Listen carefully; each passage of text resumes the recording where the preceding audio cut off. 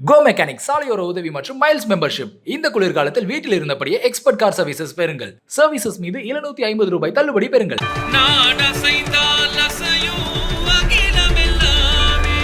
திமுக பாஜக இந்த உறவை எடுத்துக்கணும். போற போக்குல இன்னைக்கு திமுக காரங்க வந்து இணையதளங்கள்ல நாம் தமிழர் கட்சி பாஜக டீம் அப்படின்னு விமர்சிக்கிறாங்க. அது விமர்சனங்களை தாண்டி ஒரு அவதூறு. நான் குற்றச்சாட்டு வெளிப்படையா இந்தியா முழுக்க பாஜக வளர்றது காரணமே திமுக தான். அதுல எனக்கு எந்த சந்தேகமும் நடக்கல. தொடர்ந்து இது மாதிரி விஷயங்கள் தான் சொல்லிட்டு தாய் மதம்ங்கிற வார்த்தையை நான் சீமான் அவர்கள் பதிவு பண்ணாரு எனக்கு நிரூபிச்சுங்க. நான் வந்து நாம் தமிழர் கட்சி இஸ்லாமிய அப்படின்னு சொல்ல வரது ஒரு பாஜக மாதிரி பேசுற மாதிரி இருக்கும். ஏன்னா அவங்க தான் இந்த மாதிரி வார்த்தையெல்லாம் பயன்படுத்துவாங்க. இங்க சட்ட தமிழ்நாடு அரசு தான் சொல்லியிருக்கு கைதிகளுக்கு இது பொருந்தாது அப்படின்னு சொல்லியிருக்கு. எல்லா குற்றச்சாட்டுகளுக்கும் அதை எடுத்துக்க மாட்டாங்க. இந்த அடிப்படையில பார்த்தோம்னா 7 பேர் விடுதலையும் அதே மாதிரி பண்ணிட்டு இருக்கலாமே. அந்த 7 பேர் இஸ்லாமியர்கள் இல்லையே, ஏன் 7 பேர் விடுதலைன்றதுல மட்டும் அப்படி சொல்றீங்க? அப்ப 7 பேர் விடுதலைன்னு அதுக்கு வார்த்தை வேற பேரு, இதுக்கு மட்டும் இஸ்லாமியர்னு நோ. ராமர் போய் கட்டி போடலாம் தீர்ப்பு அந்த தீர்ப்பு வந்தப்ப ஐயா சாமி வரவேற்றாங்க. சான்று வரவேற்றீங்க நான் அயோத்தி தீர்ப்பு விருப்பு வெறுப்புக்கு உட்படுத்தாமல் மத நல்லிணக்கம் பெறுவோம். அந்த தீர்ப்பு வரவேற்றாங்க.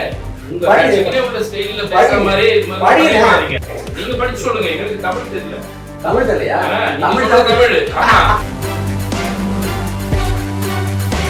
பெருமை கொலை அப்படிங்கிற அந்த வார்த்தை எந்த குடிப்பெருமை கொலைங்கிறப்ப நாங்க என்ன சொல்றோம்? தமிழருக்கு மொழியின் இடம்தான் பெருமை உடைய சாதி பெருமை அல்ல. சாதிங்கிற சொல்லும் தமிழ்ல, தமிழருக்கும் சாதி இல்லைங்கிறோம். நாம் தமிழர் கட்சி ஆட்சி அமைகிற போது இந்த குடிப்பெருமை கொலை நடக்காது. அவங்க நடந்தால் நீங்க சொல்ற ஆணவ படுகொலைக்கு மரணம் தண்டனையாக இருக்கிறோம். அதாவது முதல் விஷயம் பாவம் ஒரு விஷயத்தை மறந்துடுறாங்க. எந்த கொலைக்கும் மரண தண்டனை என்பது ஆல்ரெடி இருக்குன்றதை மறந்துடாதீங்க. 10 ஆண்டுகள் திட்டத்தை போட்டுதான் திரு ஸ்டாலின் அவர்கள் ஆட்சி பொறுப்பேற்றிருக்காங்க. ஆக 10 ஆண்டுகள் இந்த மாநிலத்தை முன்னிலைப்படுத்த வேண்டும், இந்த மக்களுக்கான வசதி வாய்ப்புகள் பெற வேண்டும் என்கிற பொழுது அடுத்த முறையும் பாரதிய ஜனதா கட்சியை மத்தியில் ஆட்சி அமைக்கக்கூடிய சூழல் வருமே என்றால் அதோடு உடன்பாடு கொள்வதிலே தவறில்லை என்கிற நிலைப்பாட்டை திராவிட முன்னேற்ற கழகம் எடுப்பதற்கு கூட வாய்ப்பு இருப்பதாக நான் கருதுகிறேன். ஆளுநரை பத்தி அண்ணா சொன்னாரு, நாட்டு தாடி இருக்கு, நாட்டு ஆளுநர் அண்மையில ஐயா பொன்முடி அப்படி பேச சொன்னாங்க. தமிழ்நாட்டுல இருமொழி கொள்கை தான் இருக்கு. அந்த கொள்கைக்கு ஆளுநர் ஆதரவு தருகிற வார்த்தை. ஆளுநர் ஆதரவுக்கு இல்லை, ஆளுநர் அதிகாரமே இருக்கு. நாங்கெல்லாம் 60 ஆண்டு காலத்துல அரசியல வந்து உட்கார்ந்து எல்லா இதுக்கும் ஏற்றத்தாழ்வுகளை பார்த்து மக்களுக்காக தெரியாது. அண்ணாவுக்கு அண்ணா பார்க்காது. ஏங்க சொல்றதை கேளுங்க. சும்மா அண்ணாவை பத்தி நீங்க அண்ணாவுக்கு தெரியாம இல்ல அண்ணா பார்க்காத சட்டங்களான்ற. வணக்கம், இது பிகை நியூஸின் நான் செய்தால் நாடு செய்யும் நிகழ்ச்சிக்கு உங்களை வரவேற்பது கிருத்திகா மருதநாயகம். திமுக பிஜேபிக்கு சப்போர்ட் பண்ணுது, திமுக பிஜேபியின் கொத்தடிமையாக மாறிடுச்சு அப்படின்னு தொடர்ந்து திரு சீமான் அவர்கள் விமர்சனம் செய்து கொண்டே வந்த அந்த நிலையில தற்போது திமுக பாஜகவோட கூட்டணி வெகு விரைவில் வைத்துக் கொள்ளும், பாஜகவோட கூட்டணி வைப்பதில் சந்தேகமே இல்லை அப்படிங்கிற மாதிரி ஒரு கருத்தை பதிவு பண்ணியிருக்காரு. இந்த கருத்தை நோக்கிதான் இன்னைக்கு நம்முடைய விவாதம் அமைய போது. இந்த விவாதத்தில் கலந்து கொள்வதற்காக நம்முடைய விருந்தினர்கள் இணைந்திருக்கிறார்கள். முதலில் அரங்கத்திலிருந்து திமுகவை சேர்ந்த சட்டமன்ற உறுப்பினர் எழிலரசன் இணைந்திருக்கிறார். நாம் தமிழரை சேர்ந்த எண்மகனம் கார்த்திக் இணைந்திருக்கிறார். மூத்த பத்திரிகையாளர் துரைக்கண்ணன் இணைந்திருக்கிறார். மற்றும் இணையம் வழியாக வலதுசாரி பேச்சாளர் பாலாஜி இணைந்திருக்கிறார். விருந்தினர்கள் அனைவருக்கும் வணக்கம். நிகழ்ச்சிக்குள் செல்லலாம். துரைக்கண்ணன் சார், ஃபர்ஸ்ட் உங்ககிட்ட இருந்தே ஸ்டார்ட் பண்ணலாம். சீமான் அவர்கள் வந்து இது சொல்றது புதுசு இல்லை அப்படிங்கிறது தெரியும், ரொம்ப நாளாவே சொல்லிட்டு இருக்காரு. ஆனா ஒரு அடுத்த கட்டத்துக்கு போயிட்டு இது கூட்டணியாகவே மாறுறதுக்காக வாய்ப்பு இருக்கு அப்படின்னு சொல்றது அவரை எப்படி பாக்குறீங்க? இல்ல, தமிழக அரசியல் களத்திலும் சரி, தேர்தல் களத்திலும் சரி, எப்போதும் எது வேண்டுமானாலும் நடக்கலாம். யாரோடு வேணாலும் கூட்டணி சேரலாம். பொதுவாகவே ஒரு தேர்தல் வெற்றி தான் இலக்கு. இந்த லட்சியம் கொள்கை அப்படிலாம் அப்புறம் தான். சித்தாந்த ரீதியில் கொள்கை ரீதியில் அந்த மாதிரியான கூட்டணி அமைகிறதே இல்லை. அதனால எப்போது எது வேண்டாம் நடக்கலாம். இப்போ இதே பாரதிய ஜனதா கட்சி மீது ஒரு கடுமையான விமர்சனம் மரியாதைக்குரிய கலைஞர் கருணாநிதிக்கு இருந்தது. அந்த பாரதிய ஜனதா கட்சியோடு ஒரு குறைந்தபட்ச செயல் திட்டம் என்கிற அடிப்படையில் அவங்க உடன்பாடு கண்டு மத்திய ஆட்சி கட்சியிலே பாரதிய ஜனதாவோடு பயணித்தவர்கள் தான். மரியாதைக்குரிய வாஜ்பாய் அவர்களை சொல்றது கூட அவர் ஒரு சரியான மனிதர், தவறான கட்சியில் அது என்ன ஃபிட் பர்சனா ரைட் பார்ட்டி அப்படிங்கிற அந்த டயலாக்கே சொல்லி வந்தார். அந்த பாரதிய ஜனதா கட்சியை மிக மோசமாக ஒரு ஆக்டோபஸ், அது ஒரு சாமியார் கட்சிகள் அந்த மாதிரிலாம் திராவிட முன்னேற்ற கழகத்தில் கடுமையான விமர்சனம் இருந்த போதும் கூட அவங்களோட வச்சுக்கிட்டாங்க. தேர்தலுக்கு தேர்தல் கூட்டணிகள் மாறும். இப்போ இன்றைய விஷயத்துக்கு வருவோம். இன்றைக்கு திராவிட முன்னேற்ற கழகம் ஆட்சி கட்சியாக இருக்கிறது. மத்தியிலே ஆட்சி கட்சியாக பாரதிய ஜனதா கட்சி.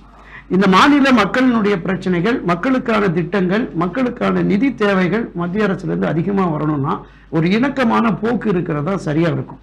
இப்ப நாம திராவிட முன்னேற்ற கழகத்தினுடைய கடந்த 10 ஆண்டுகள்ல பாரதிய ஜனதா கட்சிக்கு எதிராக மிக கடுமையான விமர்சனம், குறிப்பா இந்த 5 ஆண்டுகள்ல அந்த நாடாளுமன்ற தேர்தலுக்கு பிறகு மிக கடுமையான விமர்சனம். அது மட்டும் இல்லாம இந்த சட்டமன்ற தேர்தலோட பரப்புரையே வந்துட்டு பிஜேபிக்கு எகென்ஸ்டா தான் இருந்தது அப்படிங்கறத அதுதான் சொல்றேன். அதிமுக விமர்சனம் செய்வதுமே வந்து கடுமையாக அவர்கள் வந்து பாஜகவோட அடிமை அப்படின்னு திமுக தான் முதல்ல வந்து அந்த இதை எடுத்து வச்சாங்க. சோ அதுக்கப்புறம் இப்ப நீங்க சொல்றது பார்த்தா மறுபடியும் வந்து அவங்க கூட்டணி வைப்பாங்க அப்படிங்கிற மாதிரி தான் இருக்கு. அதுதான் தொடக்கத்துல நான் சொன்னேன், எப்போதும் எது வேண்டுமானாலும் நடக்கலாம். இப்போ இன்றைக்கு இங்க வந்து தமிழகத்துல பொருளாதார நிலை என்பது, நிதி நிலை என்பதும் மிக மோசமா இருக்குன்னு சொல்லி அதனுடைய நிதித்துறை அமைச்சர் மரியாதைக்குரிய பிடிஆர் பழனிவேல்ராஜன் அவர்கள் ஒரு வெள்ளை அறிக்கையை சப்மிட் பண்ணியிருக்கிறார். பல விஷயங்கள் அறிவிச்சிருக்காங்க. ஏறத்தாழ ஒரு 505 வாக்குறுதிகள், அதில் ஒரு 222 வாக்குறுதிகள் வந்து நடைமுறைக்கு வந்துட்டதாக கூட திரு ஸ்டாலின் அவர்களும் திராவிட முன்னேற்ற கழகத்திலையும் சொல்றாங்க. அது எந்த அளவுக்கு இருக்கு அப்படிங்கிறது, பயன் இழந்திருக்குங்கிறது நம்ம போக போக தான் தெரியும். அப்ப இன்னும் பல இருக்கு. இந்த 1000 ரூபாய் கொடுக்கறது, கேஸ் மானியம் கொடுக்கறது, இது மாதிரி பல விஷயங்கள் இருக்கு. திட்டங்களுக்கான நிதிகளுமே போதுமான அளவுக்கு ஒரு மாற்றாந்தாய் மனப்போக்கு என்பது மத்திய அரசுக்கு காலங்காலமா இருக்கு.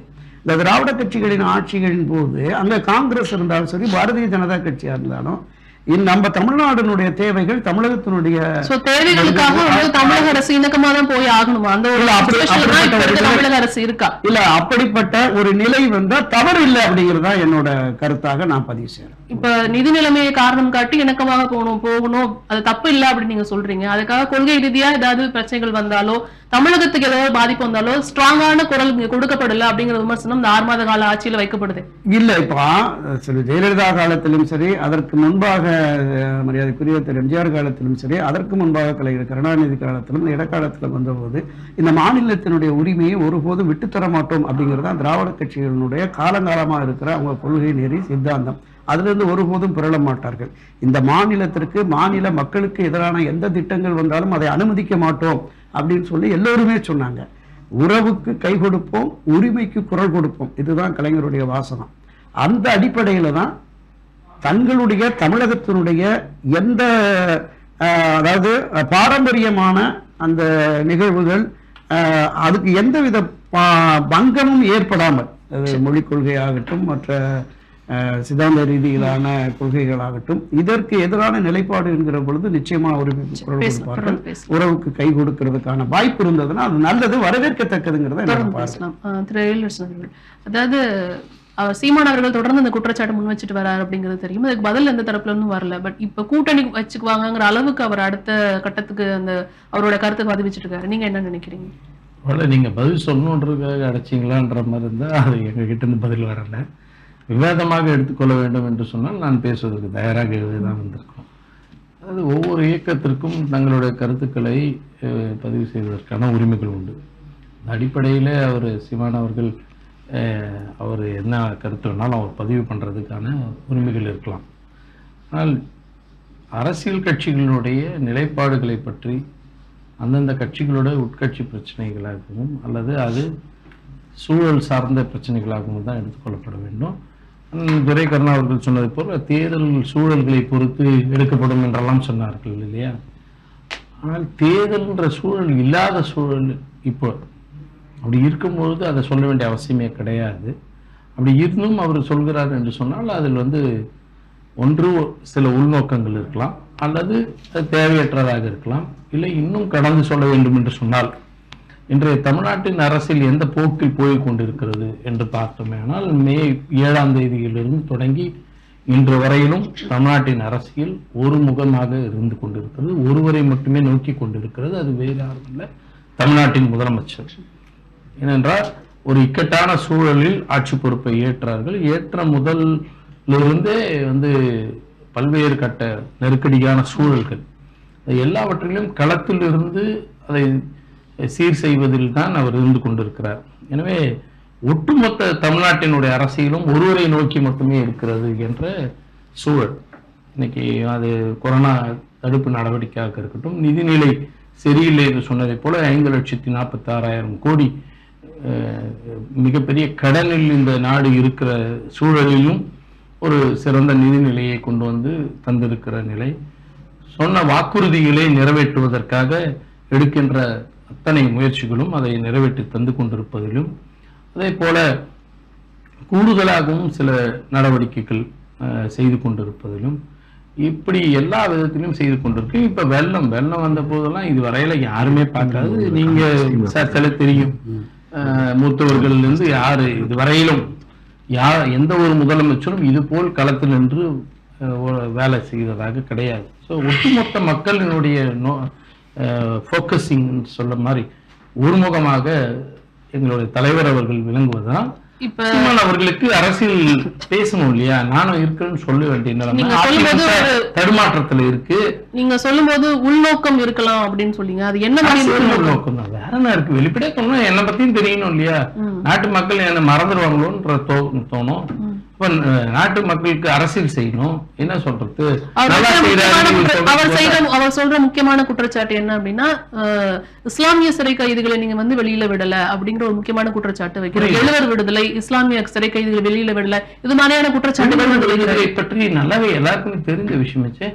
ஏன் இதுல போயிட்டு இப்ப கூட வந்துட்டு நீதிமன்றமே சொல்லியிருக்கு, இவங்க வந்து governor should take speedy expedited action on இட்னு சொல்லியிருக்காங்க. ஒரு துரிதமான நடவடிக்கை இருக்கணும்னு சொல்றாங்கன்னா யார் கையில இருக்குன்றது எல்லாருக்கும் தெரிந்த ஒரு செய்தி. அதை வலியுறுத்துவதற்காக கூட போய் பேசிட்டு வந்தாச்சு. ஒரு முதல்வராக தான் பொறுப்பேற்றதை வலியுறுத்துகின்ற வரையில் அவர் போய் அதிகம் சொல்லிட்டு வந்தாச்சு. இஸ்லாமிய சிறை கைதிகளை விடுவிக்காததற்கான காரணம் என்ன? ஏன்னா மத்த சிறை கைதிகளை விடுவிக்கும் போது இஸ்லாமியர்கள் மட்டும் அதுல வராது அப்படின்னு ஒரு குற்றச்சாட்டு வைக்கிறாங்க. தமிழ்நாடு அரசு தான் சொல்லுது, அதையும் தானே குற்றச்சாட்டு. ஒரு விஷயம் புரிஞ்சுங்க, இங்க நல்லா கவனிச்சுக்கணும். இந்த இஸ்லாமிய அப்படின்னு சொல்ல வரத்தே ஒரு பாஜக காரர் மாதிரி பேசுற மாதிரி இருக்கும் அது. ஏன்னா அவங்க தான் இந்த மாதிரி வார்த்தையெல்லாம் பயன்படுத்துவாங்க. இங்க சட்டத்தை தமிழ்நாடு அரசு தான் சொல்லியிருக்கு, சிறை கைதிகளுக்கு இது பொருந்தாது அப்படின்னு சொல்லியிருக்கு. சோ சிறை கைதிகள் விடுவிக்கும் போது அவர்களை மட்டும் விடுவிக்கலங்கிறது ஒரு குற்றச்சாட்டு பார்க்கப்படுது. இல்ல அப்படி எல்லாம் சொல்லப்படல. அதாவது நல்லா கவனமா சொல்லணும். நீங்க என்ன மாதிரி வழக்கில் அப்படின்றதுதான் முக்கியங்க. எல்லா இஸ்லாமியர்னா என் கூட இப்ப கூட ஒருத்தர் வந்திருக்காரு, அவர் கூட இஸ்லாமியர். நேற்று கூட அவர் தம்பி ரிலீஸ் பண்ணியிருக்காங்க. அப்ப என்ன அர்த்தம்? இது இஸ்லாமியர்கள் எல்லாரும் கைது செய்யப்படுறாங்கன்னு அர்த்தமா, இல்ல இஸ்லாமியர்களுக்கு மட்டும் பிணை பெயில் கொடுக்கவே இல்லைன்னு அர்த்தமா, அப்படி சிறையில இருந்து விடுவிக்கப்படலன்னு அர்த்தமா? அது கிடையாது. அதாவது இது எப்படின்னா, ஒரு பெரும் தலைவர்களுடைய பிறந்த நாளை முன்னிட்டு சில கண்டோன்ஷன் வாங்க, அதாவது சில பொது மன்னிப்புகள் வழங்கி விடுவிப்பது. அந்த வழங்கி விடுவிப்பது என்பது சில குற்றச்சாட்டுகளால் இடம்பெற்றவர்களுக்கு மட்டும்தான் அதை பொருந்தும். எல்லா குற்றச்சாட்டுகளுக்கும் அதை எடுத்துக்க மாட்டாங்க. அந்த அடிப்படையில் பார்த்தோம்னா 7 பேர் விடுதலையும் அதே மாதிரி பண்ணிட்டு இருக்கலாமே. அந்த 7 பேர் இஸ்லாமியர்கள் இல்லையே, ஏன் 7 பேர் விடுதலைன்றதுல மட்டும் அப்படி சொல்றீங்க? அப்ப 7 பேர் விடுதலைன்னு அதுக்கு வார்த்தை வேற பேரு, இதுக்கு மட்டும் இஸ்லாமியர்னு நோ. அது கிளாரிட்டி வேணும். நாங்க சொல்றது என்னன்னா, சில வழக்குகள், என்ன மாதிரி வழக்குகள், நாட்டின் ஒற்றுமை நிலைகளிலோ அல்லது தேசத்துக்கு உட்பட்ட பிரச்சனைகள் இருக்கிறதோ, தேசிய பாதுகாப்பு சம்பந்தப்பட்ட விஷயங்களோ, இப்படி பல வழக்குகள் இருக்கு. சமீபத்துல தமிழக மீனவர் வந்துட்டு படுகொலை செய்யப்பட்டாரோ, அதற்கான ஒரு சக்தி வாய்ந்த குரல் திமுக பக்கத்துல இருந்து வரல. மற்ற எல்லா கட்சிகளும் குரல் கொடுத்தாதே அந்த நேரத்துல திமுக வந்து அதற்கான எதிர்குரல் கொடுக்கல அப்படிங்கிற ஒரு குற்றச்சாட்டு இருக்கு. அதாவது ஒரு விஷயம் புரிஞ்சுக்கணும், மக்கள் வந்து எங்க யாரை அனுப்பணும்னு அனுப்பியிருக்காங்களோ அவங்கவுங்க அங்கிருந்து எழுப்ப வேண்டிய நிலைகள் இருக்கு. மன்றங்களில் இடம்பெற முடியாதவர்கள் மக்கள் இடத்தில் பேசிக்கொள்ள வேண்டும், தவறு அல்லது. இங்க நின்று பேசுறதுக்கான அவசியம்னா இங்க பேசணும். எங்க பேசணும்னு எங்களை அனுப்பி வச்சிருக்காங்களோ அங்க பேசிட்டு இருக்கோம். அதுக்காக தான் வந்து இந்திய நாட்டில் 3வது பெரிய கட்சி என்ற அளவுக்கு நாடாளுமன்றத்தில் இடம்பெற அளவுக்கு எங்களை மக்கள் தீர்ப்பு கொடுத்து அனுப்பியிருக்காங்க. அங்க பேசிட்டு இருக்கோம், வெளியுறவுத்துறை அமைச்சரோட பேசணும், அந்த மாதிரி பேசிட்டு இருக்கோம். அதுக்காக தான் எங்களை அனுப்பியிருக்கோம். நாங்கள் இங்க பதிவு பண்ணப்படல அப்படிங்கிற ஒரு கருத்து இருக்கா இல்லையா? முதல்வர் மு க ஸ்டாலின் அவர்கள் இதுவரைக்கும் அந்த மீனவர் படுகொலைக்கு ஒரு கண்டன குரல் கூட பதிவு பண்ணல. அப்படிலாம் கிடையாது. அதெல்லாம் தவறான ஒரு பதிவாக இருக்கிறது. எனவே நீங்க இங்க இல்ல, கத்திட்டு இருக்கலாம். பதிவு- தவறான இங்க பதிவு வந்துட்டு- இல்ல. இல்ல இங்க வந்துட்டு நாங்க இங்க பேசிட்டு இருக்கிறதுன்றது முக்கியம் இல்ல, எங்க பேசணுமோ அங்க பேசிட்டு இருக்கு. திரு கார்த்திக், ஸோ திரு சீமான் அவர்களோட கருத்து திமுக இந்த மாதிரி என்ன ஒரு ஆதாரத்துல அவர் இந்த மாதிரி விஷயங்களை பதிவு பண்றாருன்னு நீங்க நினைக்கிறீங்க? இல்லை, திமுக பொறுத்த வரைக்கும் அவங்களோட வரலாறு, கடந்த கால வரலாறு எடுத்துக்கலாம். கோட்பாட்டு அடிப்படையில் அவங்க பண்ணி வைக்க மாட்டாங்க. அவங்க சந்தர்ப்பம் தான் அவங்களோட வலிமையான ஒன்றா இருக்குது. அதுக்கு நம்ம சான்று எடுத்துக்க முடியும். அவங்க நீதி கட்சி தாய் கழகம்ங்கிறாங்க. நீதி கட்சியோட மூலமான கொள்கைன்னா பார்ப்பன எதிர்ப்பு. அந்த பார்ப்பன எதிர்ப்பை தான் முதன்மையாக பேசினாங்க. அண்ணா கைவிட்ட பிறகு அண்ணா சொன்னாரு, நான் பார்ப்பன எதிர்க்கலை, பார்ப்பனை கோட்பாட்டை எதிர்க்கிறேன். அப்ப பார்ப்பனை கோட்பாட்டை தான் எதிர்க்கிறேன் அப்படின்னா அந்த பார்ப்பனிய கோட்பாட்டை கொண்ட ஒரு கட்சி தான் சுதந்திரா கட்சி. 1967 சுதந்திரா கட்சியோட அண்ணா கூட்டணி வச்சார். அதுக்கு பிறகு நீங்க பாத்தீங்கன்னா 71 எந்த காங்கிரஸ் வீழ்த்துவதற்காக அண்ணா திராவிட முன்னேற்ற கழகத்தை ராபின்சன் பூங்காவோட கொட்டுகிற மலை தொடங்கினாரோ அந்த காங்கிரஸ் கட்சியோட திமுக கூட்டணி வச்சிச்சு. திரும்ப 77 மதவாத சக்தி, பிற்போக்கு சக்தின்னு சொல்லப்பட்ட ஜனதா கட்சியோடு கூட்டணி வச்சிச்சு. அதே போல கூடா நட்பு கேடாய முடியும் அப்படின்னு மறைமுகமா சாடினாரு. ஒரு கட்டத்துல 2014 காங்கிரஸ் துரோகம் செய்து விட்டது, ஈழத்தமிழர்களுக்கு துரோகம் செய்து விட்டதுன்னு காங்கிரஸை கழட்டி விட்டாங்க. அந்த காங்கிரஸோடும் திரும்ப கூட்டணி சேர்ந்தாங்க. அப்ப அவங்க வரலாறுகள் நீங்க பாத்தீங்கன்னா அம்மையார் இந்திரா காந்தியை மிக கடுமையாக விமர்சிச்சாங்க. அம்மையார் இந்திரா காந்தி தாக்கு கொடுக்கப்பட்டப்ப என்ன விமர்சிச்சாங்கிறது நாடு அறியும். அந்த இந்திரா காந்தி அம்மையார் கூட அவங்க அரசு நிலையை கொண்டு நாட்டுல ஜனநாயக படுகொலை செஞ்ச பிறகு கூட 5 ஆண்டு கழிச்சு நேரடி மகளிர்கள் நிலையான ஆட்சித்தர்கள் அவங்களோட கூட்டணி சேர்ந்தாங்க. அவங்க வரலாற்றுல அவங்க யாரோட கூட்டணி சேராம இல்லை. அதனால அவங்க இது சேர்றதுக்கு வியப்புக்கு இடம் இல்லை. திமுக பாஜக இந்த உறவை எடுத்துக்கணும். ஏன்னா போற போக்குல இன்னைக்கு திமுக வாரங்க இணையதளங்கள்ல நாம் தமிழர் கட்சி பாஜக பிடிஎம் அப்படின்னு விமர்சிக்கிறாங்க. அது விமர்சனங்களை தாண்டி ஒரு அவதூறு. நான் குற்றச்சாட்டு வெளிப்படையா இந்தியா முழுக்க பாஜக வளர்றது காரணமே திமுக தான். அதுல எனக்கு எந்த சந்தேகமும் இடம் இல்லை. ஏன்னா தொடக்கத்துல பாத்தீங்கன்னா 13 நாட்கள்ல வாஜ்பாய் ஆட்சி கவிழ்ந்து விட்டது. திரும்ப 13 மாதங்கள்ல வாஜ்பாய் ஆட்சி கவிழ்ந்து விடுது. ஒரு முழுமையான 5 ஆண்டு கால ஆட்சி நிறைவு செய்ய முடியாம பாஜக தடுமாறி கொண்ட போது, வாஜ்பாய் துணை கொண்ட போது ரைட் பர்சன் ராங் பார்ட்டின்னு சொல்லி வாஜ்பாயை ஒரே நாள் இரவுல முடிவு பண்ணி ஆதரிச்சது இதே திமுக. ஐயா அம்மா சொல்லிவாரு. இப்ப என்ன கேள்வினா, ரைட் பர்சன் ராங் பார்ட்டிங்கிறீங்க. அவர் ரைட் பர்சன் வச்சுட்டா கூட நீங்க ரைட் பர்சனை மட்டும் ஆதரிக்கீங்களா, ராங் கட்சியை ஆதரிக்கீங்களா? முதல் கேள்வி. முதல் ரைட் பர்சன் வாஜ்பாய் எப்படி முடிவு பண்றீங்க? மத்திய பிரதேசத்துல 4 கன்னியாஸ்திரிகள் பாலியல் கொடுமைக்கு உள்ளாக்கப்பட்ட போது அது மதமாற்றத்தை எதிர்வடைகள் என்று பேசியவர் இதே வாஜ்பாய். இஸ்லாமிய மக்கள் எங்க வாழ்ந்தாலும் அமைதியா வாழ விரும்ப மாட்டாங்கன்னு பேசியவர் இதே வாஜ்பாய் தான். அந்த வாஜ்பாயோடு அன்னைக்கு கூட்டணி சேர்ந்தாங்க. 5 ஆண்டு காலம் பாஜக அதிகாரத்தை கொடுத்தாங்க. அந்த 5 ஆண்டு காலத்துல தான் நாடு முழுக்க பாஜக வேறு பரப்பது, கிளை கட்டுது. அன்னைக்கு அடித்தளமிட்டதான் நீ மோடியா வளர்ந்து வந்து நிற்குது, விசுவம் எடுத்து வந்து நிற்குது. அதுக்கு என்ன காரணம்னா, குறைந்தபட்ச பொது சரி வச்சு நாங்க கட்டுப்படுத்தணும். அந்த குறைந்தபட்ச பொது சரி திட்டத்தின் அடிப்படையில நாங்க சிறுபான்மையை பாதுகாப்பு, ராமர் கோயில் விவகாரம், அப்புறம் காஷ்மீரோட மாநில தன்னாட்சி, பொது சிவில் சட்டம், இது போன்ற அம்சங்களை வச்சோம்னாங்க. இங்க அந்த செயல் திட்டங்களை அவங்க அன்னைக்கு செயல்படுத்தல. அவங்க கை வைக்க மாட்டேங்கிற உறுதியை கொடுத்து அவங்க நிறைவேற்றுவாங்க அப்படின்னு எப்படி திமுக நம்புது? உச்ச நீதிமன்றத்துல போய் நான் ராமஜென்ம பூமியை வழிபடத்தான் போறேன், ஒருபோதும் நாங்க பாபர் மசூதி இடிச்சு தகர்க்க மாட்டோம் வாக்குறுதி கொடுத்துட்டு போன பாஜக கூட்டம் உலகத்தின் கண்முன்னால பாபர் மசூதி இடிச்சு தகர்த்தது.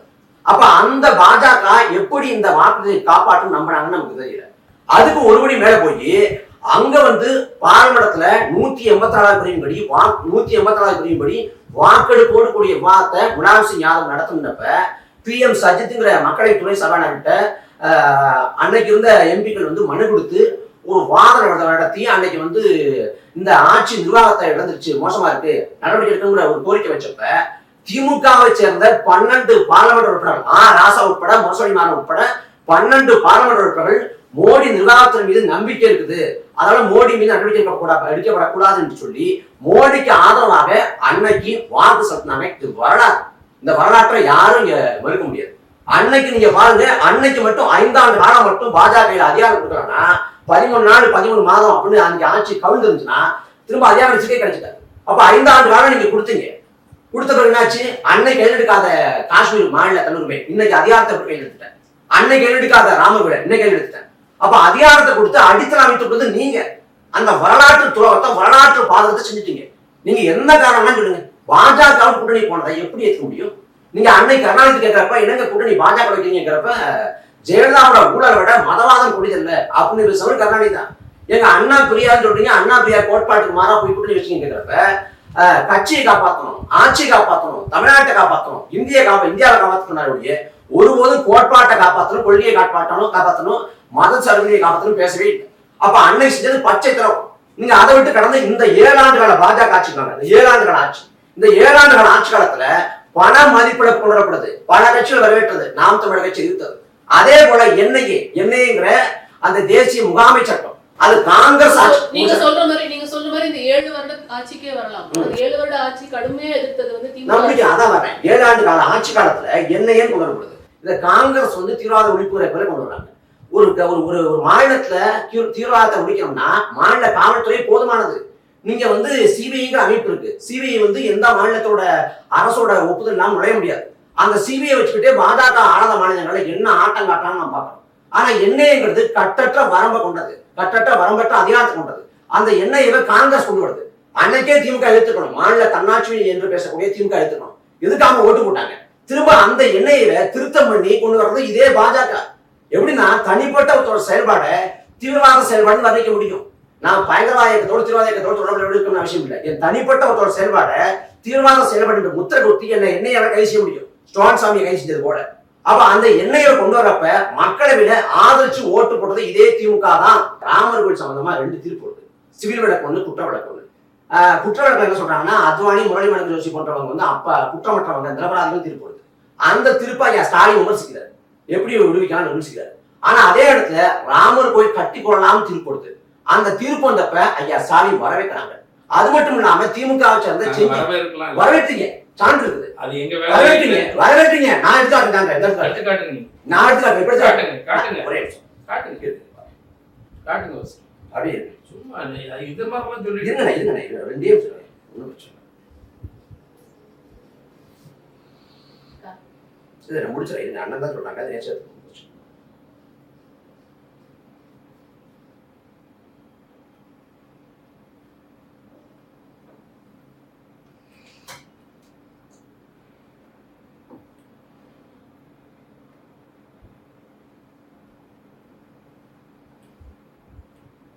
என்ன விஷயம் நீங்க நீங்க காட்டுங்க, நான் காட்டினா உஷா பாப்பி காட்டுங்க. அதை விமர்சிச்சு காட்ட சொல்லுங்க.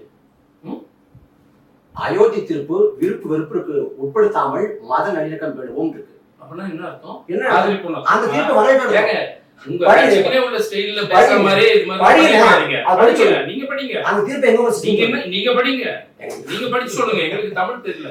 தமிழ் தெரியலையா? தமிழ். ஆமா, இது பேர் ஆதரவுன்னு சொல்லி இருக்கு. இது பேர் ஆதரவு, இது பேர் ஆதரவுன்ற ஊர்ல படிச்சா அதுல எங்கயாவது அந்த எல்லாம் தெளிவா என்ன சொல்லி இருக்கு? அந்த டைம்ல வந்து இதுக்கு வந்துட்டு அது எதிர்ப்போ ஏதோ தெரிவிச்சிருந்தா கலகம் ஏற்படுறதுக்கான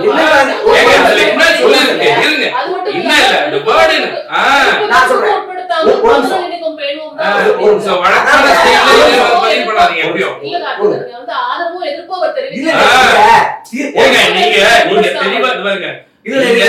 ஆதரவு தெரிவித்தாருன்னு சொன்னீங்க. நீங்க உங்க இன்டர்பிரேஷன் வேண்டாம், நான் சொல்றேன், தவறா பதிவு பண்ணாதீங்க. இல்லங்க, இது தவறான விஷயம்.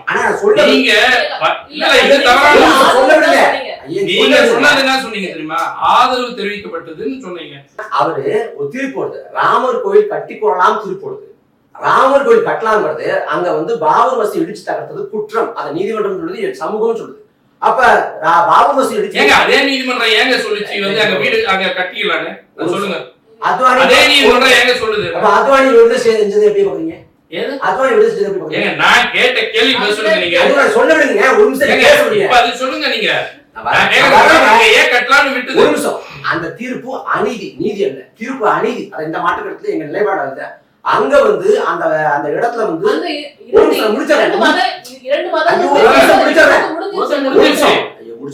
ஒரு பெண்ணை வன்கொடை செஞ்சுட்டு அந்த பெண்ணை வந்து அவனுக்கே கட்டி கொடுத்தா எவ்வளவு பெரிய அநீதியோ அதே போலதான் அங்க பாபர் மசூதி இடிச்சுட்டு ராமர் கோயில் கட்டுறாங்கிற தீர்ப்பு. இதை வந்து அந்த தீர்ப்பை வந்து என்ன சொல்றாருன்னா RSS தலைவர் மோகன் பகவத் இதே போலதான் விருப்பு வெறுப்புக்கு உட்படுத்தாம தீர்ப்பை வரவேற்கணும். அதே தான் இவங்க சொல்றாரு.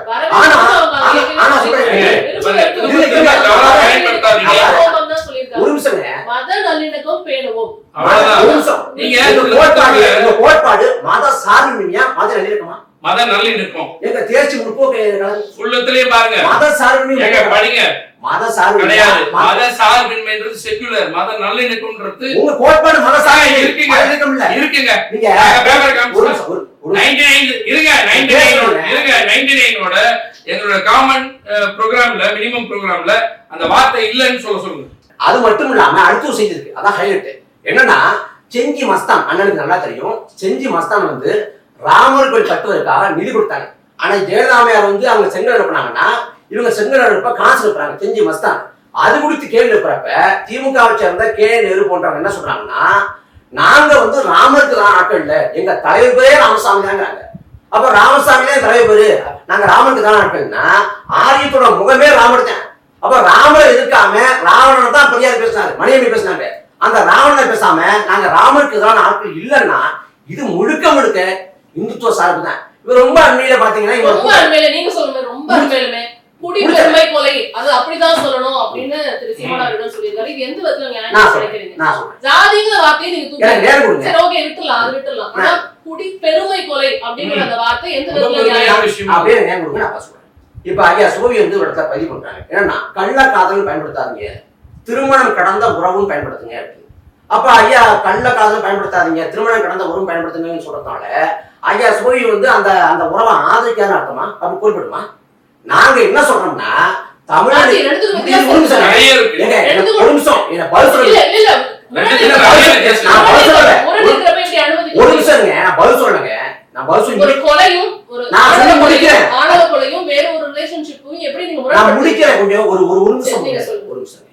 குடிப்பெருமை கொலைங்கிறப்ப நாங்க என்ன சொல்றோம், தமிழனுக்கு மொழியின் இடம்தான் பெருமை உடைய சாதி பெருமை அல்ல, சாதியை உருவம் ஏற்க முடியாது, சாதிங்கிற சொல்லும் தமிழ் இல்ல, தமிழனுக்கும் சாதி இல்லைங்கிறோம். நாங்க என்ன சொல்றோம்னா நாம் தமிழர் கட்சி ஆட்சி செய்கிற போது இந்த குடிப்பெருமை கொலை நடக்காது. அப்படி நடந்தால் அந்த கொலையை செய்யறவன் உயிரோடு இருக்க மாட்டான். அப்ப என்ன சொல்றோம், நாங்க இந்த ஆணவ படுகொலை, நீங்க சொல்ற ஆணவ படுகொலைக்கு மரணம் தண்டனையா இருக்கணும். நீங்க அதே கேள்வி பண்ணோம். ஐயா அண்ணன் ஐயா ஸ்டாலின் இருக்காங்க, அண்ணன் திரும்ப தொடர்ச்சி அறிவித்தார். என்னன்னா இந்த ஆணவ கொலைகளுக்கு கடும் சட்டம் ஏற்றணும், தனி சட்டம் ஏற்றணும் தொடர்ச்சி அறிவித்து கொண்டிருக்காரு அண்ணன் திரும்ப. இதுவரைக்கும் சட்டம் ஏற்றப்படல. கன்னியாகுமரியில் ஒரு மீனவ பெண் வந்து பேருந்து இறக்கி விடப்படுறாங்க. இறக்கி விட்டப்பட்டாங்கன்னா ஐயா ஸ்டாலின் கண்ணன் இருக்காங்க, நம்ம வரவேற்கிறோம். ஆனா அதே சமயத்துல கன்னியாகுமரி நடந்த ஆணவ படுகொலை குறித்து ஐயா ஸ்டாலினோட கருத்து என்னன்னா பேசவே இல்லை. அவ இவங்க வந்து இன்னைக்கு ஆட்சி அதிகாரத்தில் இருக்காங்க. நான் சொல்றேன் நாம் தமிழர் கட்சி ஆட்சியில நாங்க ஆணவ படுகொலைக்கு மரணத்தை தண்டனையா வைப்போங்கிறோம். அண்ணன் வந்து சட்டமன்ற இருக்காங்க.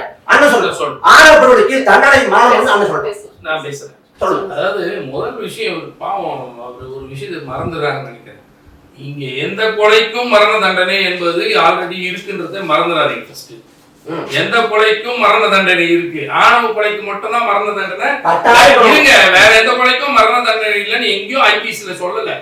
அதனால நீங்க அதை முதல்ல தெரிந்து பேசுங்க. இதுக்கு ஒரு சட்டமை கொண்டு புதுசா கிடையாது ஏங்க, அதோட அர்த்தங்கள் வேறு. அதாவது என்னன்னா அதை இன்னும் இப்ப எப்படி போக்சோன்னு ஒரு சட்டத்தை எது கொண்டு வராங்கன்னா இந்த குற்றங்களுக்கு இன்னும் கவனத்தை செலுத்தி அதை தடுக்க வேண்டும் அப்படின்றதுக்காக, குழந்தைகளுக்கு எதிரான சட்ட குற்றங்களுக்கு கவனத்தை செலுத்தி செய்யணும்ன்றதுக்காக. அது போலதான் அவர் கேட்டு இருக்கிறதுக்கு. அதனால ஆணவ கொலைக்கு நீங்க வந்து புதுசா ஒண்ணு 302க்கு ஒரு தனியா ஒரு மர்டர் கேஸ்க்கு வந்துட்டு டெத் சென்டென்ஸ் கொடுக்கணும்னு ஒண்ணு இல்ல, ஆல்ரெடி இருக்கு. அதனால நாங்க வந்தா கொடுப்போம், நீங்க வந்தா கொடுக்க மாட்டீங்கன்னு ஒண்ணு கிடையாது, ஆல்ரெடி இருக்கு. அதனால ஏங்க தேவையா தேவையில்லையான்றது அப்புறங்க இன்னைக்கு இருக்கா இல்லையா அந்த மாதிரி அதை போன்ற ஒரு குற்றங்களுக்கு ஆல்ரெடி தண்டனை இருக்கு, ஆல்ரெடி இருக்கு. அதுக்கு ஒண்ணு வேணும் திரும்ப சொல்றது ஏங்க, அதெல்லாம் வேண்டாங்க. இருக்கா இல்லையான்னு தான் என்னோட கேள்வி. இருக்கா இருக்குங்க, அதெல்லாம் இருக்குங்க. கடுமையா இதை விட இப்படி தூக்கு தண்டனையே இன்னும் 2 கையில கட்டி தூங்கணும் இருங்க. தூக்கு தண்டனையே இருங்க, தூக்கு தண்டனையை உலகம் முழுவதும் எதிர்த்து கொண்டு இருக்கு. அப்ப என்னன்னு நீங்க இப்ப ஒரு சட்டம் ஏற்கனவே இருக்கிற பொழுது அதை பற்றி விவாதித்துக் கொண்டு இருப்பதற்கான நேரம் இல்ல, அதை தேவைப்படுகிற நேரத்தில் விவாதித்துக் கொள்ளலாம். இப்பொழுது தலைப்பு என்ன, அதுதான் முக்கியம். தலைப்பு எதுன்னா நீங்க சொல்ல வரக்கூடிய இந்த குற்றச்சாட்டுகள் எல்லாம் எதை போய் நோக்கி இருக்குன்னா, நீங்க நல்லா கவனிச்சு பாத்தீங்கன்னா 99ல அழகா பதிவு பண்றாரு. அவர் எப்படி பதிவு பண்றாரு, 99ல காமன் மினிமம் ப்ரோக்ராம்ல வைத்து நாங்க சேர்ந்ததுனாலதான் அப்படின்னு சொல்றாரு. என்ன கேட்கிறேன், இவங்க அன்னைக்கு இல்ல இன்னைக்கு இவ்வளவு ஆண்டுகள் கழிச்சு இந்த ஆட்சி வருது, யார் காரணம்? அப்ப அதுக்கெல்லாம் நீங்களா பொறுப்பேற்றுட்டு வருவீங்களா? இப்ப மீண்டும் இவ்வளவு பெரிய கேப்க்கு அப்புறம் இந்த கட்சி ஆட்சிக்கு வந்ததுன்னு இன்னொரு விமர்சனம் வைக்கப்படுது. திரு எச் ராஜா அவர்களை இன்னும் கைது செய்யாமல் இருக்கிறார்கள் அப்படிங்கிற அது வைக்கப்படுது. நான் என்ன கேட்கிறேன், இப்ப நான் பண்றதுக்கு நாங்க இவ்வளவு நாள் பண்ணாமையே சுத்திட்டு இருந்தவங்களை பத்தி இதுவரையும் பேசுறதுக்கு வாயே வரமாட்டேது. ஏன் இல்ல அவர்கள் மீது அந்த குற்றச்சாட்டு இல்ல ஏன் வரல? அது ஏன் வரமாட்டேது? அதாவது என்ன தெரியுமாங்க, உங்களுக்கு அதெல்லாம் கிடையாதுங்க. பிஜேபிக்கு யாரெல்லாம் இப்ப துணை போகணும் அதுதான் முக்கியம். பிஜேபின்ற ஒரு இந்த பாசிச கட்சிக்கு ஆதரவாக இருக்க வேண்டும் என்று சொன்னால் எதிரில் இருப்பவர்களை டேமேஜ் பண்ணணும், எதிரில் இருக்கக்கூடியவங்களை ரொம்ப மோசமா பேசணும். அதான் ஒரே குறிக்கோள். அதனாலதான் நாங்க அடிக்கடி அதுக்கு அந்த பேரை வைக்கிறோம். அது அவங்களுக்கு கோபம் வருதுன்னா நாங்க பொறுப்பு இல்லை. அவங்க இது மாதிரி விமர்சனங்களை திரும்ப திரும்ப வைப்பாங்க. நாட்டுல வேற வேலையே இல்லையான்றதுக்குன்னு. அவர் எங்க இருக்காருன்னே தெரியாத அளவுக்கு ஒளிஞ்சு போயிருக்காரு பாவம். அவரு எச் ராஜா எங்க இருக்காருன்னே தெரியல. அப்ப அந்த அளவுக்கு ஒளிஞ்சு போயிருக்காரு அவரு. இப்ப வர சொல்லிட்டு ஒண்ணு பேசுறாரு பாருங்க, பேசவே மாட்டாரு. அவருக்கு தெரியும் பேசினா அடுத்த நாள் தப்பா பேசினாங்கன்னா அரெஸ்ட் பண்ணிடுவாங்க. இது அதிமுக ஆட்சியில், இது திமுக ஆட்சின்னு அவருக்கு தெரியும். அவர் எங்க இருக்காருன்னே தெரியல. திரு பாலாஜி, அதாவது சீமான் அவர்களுடைய இந்த அதாவது கூடிய விரைவில் பாஜகவோட திமுக கூட்டணி வைக்க வாய்ப்பு இருக்கு அப்படின்னு சொல்லியிருக்காரு இல்லையா? அவரோட கருத்தை நீங்க எப்படி பாக்குறீங்க? முதல் சுற்று பார்வையை பதிவு பண்ணுங்க. சீமான் அவர் ஒரு அரசியல் கட்சி தலைவராக அந்த கருத்தை சொல்றாரு. அது வருமா வராதான்னு சொல்ல முடியாது. தம்பி கார்த்தி சொன்ன மாதிரி முன் வரலாறுகள்லாம் இருக்கு இல்லையா? எல்லா அரசியல் கட்சிகளுக்கும் முன் வரலாறுகள் இருக்கு. அந்த வரலாறு படி பார்த்தால் வரும்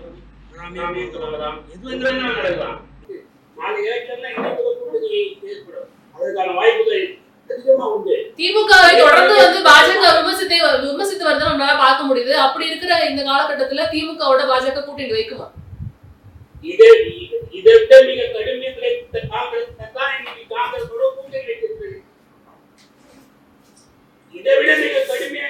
திரு அண்ணாமலை அவர்கள் திமுகவை தோற்கடிப்பதுதான் என்னோட லட்சியம், திமுக தான் என்னோட எதிரி அப்படிங்கிற அந்த மாதிரி பேசிட்டு இருக்காரு. அதை நான் கேக்குறேன், பாஜக கூட்டணி வைக்குமா அப்படின்னு கேக்குறேன். அதிமுகவும் திமுக ஒரே குட்டையினுடைய மட்டை அப்படின்னு சொன்ன காங்கிரஸ் தலைவர் அப்படி அதே மாதிரி நாம் அப்படின்னு அண்ணாமலையை பார்த்து சொன்ன காங்கிரஸ் தலைவர் தான் இருக்காங்க. அந்த கட்சியோட தான் கூட்டணி வச்சிருக்கிறது இன்னைக்கு காங்கிரஸ். திமுக அரசியல நிரந்தர எதிர்ப்பும் கிடையாது, நிரந்தர நட்பும் கிடையாது. இதுதான் நிரந்தரமான உண்மை. அரசியல்ல அந்தந்த கட்சி அவர்களுடைய நிலைப்பாட்டை நிறுத்திக்கணும்னு சொன்னாங்க எந்த ஒரு எக்கண்டுக்கும் போவாங்க. இதுதான் கடந்த கால வரலாறு. அந்த வரலாறை யாராலையும் இனியும் மாற்ற முடியாது. அதனால சீமான் சொல்லி நடக்குமா நடக்காது யாராலையும் சொல்ல முடியாது. நடந்தாலும் நடக்கும் வாய்ப்பு இருக்கு, நடக்காமல் போகவும் வாய்ப்பு இருக்கு. நீங்க என்ன சொல்றீங்க, இந்தியா மதசார்பற்ற நாடுன்னு சொல்றீங்க இல்லையா? உண்மைதானே? உண்மைதான் சார், இந்தியா மதசார்பற்ற நாடுதான். மதசார்பின்மையை அவங்க தூக்கி பிடிக்கிறாங்கன்னா நீங்க இந்துவாதத்தை தூக்கி பிடிக்கிறீங்களா? அவங்களோட தேர்தல் பரப்புரை அப்படி இருந்ததுன்னா அவங்க தேர்தல் பரப்புரை இப்படி இருக்கா அப்படிங்கறத என்னுடைய கேள்வி. நான் திரும்ப சொல்றேன், மதசார்பற்ற அந்த இது அந்த செக்குலர் அப்படின்னு இதுக்கு அர்த்தமே தெரியாம செக்குலரிசத்தை பத்தி பேசிட்டு இருக்காங்க. செக்குலர் என்பது ஒரு மதமானது அரசியலுக்கும் மதமும் தனித்தனி இருக்கிற ஒரு நாட்டுல. இந்த நாடு அப்படி கிடையாது. இங்க என்ன பண்றாங்க, ஒரு கட்சி பெரும்பான்மை மதத்தை பிடிச்சி தோக்குது, இன்னும் சில கட்சியில சிறுபான்மை மதத்தை பிடிச்சி தோங்கிட்டு இருக்காங்க. இது மதசார்பின்மை கொள்கைக்கு நியாயமா இருப்பாங்க. தொடர்ந்து பேசலாம். அதாவது புதுசா தமிழ்நாட்டுல ஒரு கட்சி ஆரம்பிச்சாலே அவங்கள பிஜேபியோட ஏ டீம் பி டீம் அது வரிசையா பார்த்துட்டு தான் இருக்கும். அது மக்கள் நீதி மையமா இருந்தாலும் சரி, திரு ரஜினி அவர்கள் வரும்போது அப்படிதான் இருந்தது. இப்ப திரு சீமான் அவர்களோட நாம் தமிழர் கட்சியும் அப்படிதான் சொல்லிட்டு இருக்காங்க. பிஜேபியோட பி டீம் அப்படின்னு சொல்லி பிஜேபியை பிடிக்காத அந்த காரணத்தினால அவங்கள அப்படி அடையாளப்படுத்தினா அவங்க வாக்குகள் விழுகாது அப்படிங்கிற அந்த மாதிரி விஷயங்கள் இங்க நகருதா? இல்ல, இப்ப பாரதிய ஜனதா கட்சியை பொறுத்தளவுல அந்த ஓரளவுக்கு வாஜ்பாய் அத்வானி காலத்துல சித்தாந்த ரீதியில தத்துவார்த்த ரீதியில அதை எடுத்துட்டு போகணுங்கிற மாதிரி போனாங்க. அதனுடைய விளைவு தான் 13 நாட்கள்ல 13 மாதங்கள்ல ஆட்சியை பறிகொடுக்கிற நிலைமை, ஒரு சமரசத்துக்கு வராத ஒரு சூழல் இருந்தது. மரியாதைக்குரிய நரேந்திர மோடி அமித்ஷா காலத்து பாரதிய ஜனதா கட்சி என்பது ஒரு சாமர்த்திய சாதுரிய அரசியலை கையில் எடுத்து அவங்க ஒரு 2 ஸ்லோகம் சொன்னாங்க. காங்கிரஸ் இல்லாத இந்தியா, கழகங்கள் இல்லாத தமிழகம்.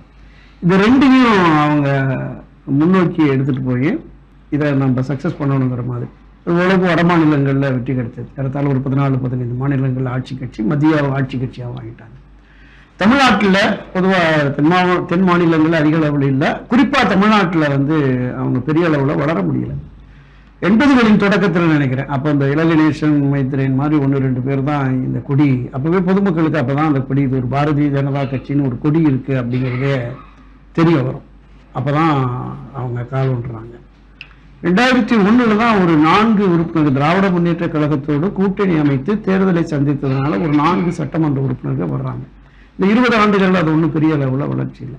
இப்போ அவருடைய எண்ணம், நோக்கம் என்பது இதுதான், கழகங்கள் இல்லாத தமிழகம், இதை நோக்கி போகணும் அப்படிங்கிற மாதிரியான அந்த அடிப்படையில் என்னவெல்லாம் அவங்க சாத்தியமோ அதை பண்ணுறாங்க. தமிழகத்தில் இந்த பாரதிய ஜனதா கட்சியை நாம் வளர்த்தெடுத்து ஆட்சி அதிகாரத்திற்கு கொண்டு வர வேண்டும். எப்படி இது தொடக்க காலத்தில் 52-57 காலகட்டங்களில் ஏக இந்தியாவையும் காங்கிரஸ் மாநிலங்களையும் மத்தியிலும் ஆண்டுதோ, அதுபோல ஏக இந்தியாவிலையும் எல்லா மாநிலங்களையும் மத்திய ஆட்சி ஆட்சியாக இருக்க வேண்டும் என்கிற எண்ணம், நோக்கம் அது பாரதிய ஜனதா கட்சிக்கு இருக்கிறது. அந்த அடிப்படையில தான் இப்ப இந்த விஷயங்களை பண்றாங்க. இந்த கடந்த ஒரு 50 ஆண்டுகளுக்கு மேலாக திராவிட கட்சிகள் தான் இங்க இருக்கு. கட்டமைப்பு ரீதியாகவும் திராவிட முன்னேற்ற கழகமும் அனைத்து இந்திய அண்ணா திராவிட முன்னேற்ற கழகம் தான் மிக வலிமையான இயக்கமா இருக்கிறது. தொண்டர்கள் பலம், மக்கள் ஆதரவு, கட்சி நிர்வாகிகள் மட்டத்திலையும் பலமாக இருக்கிறது.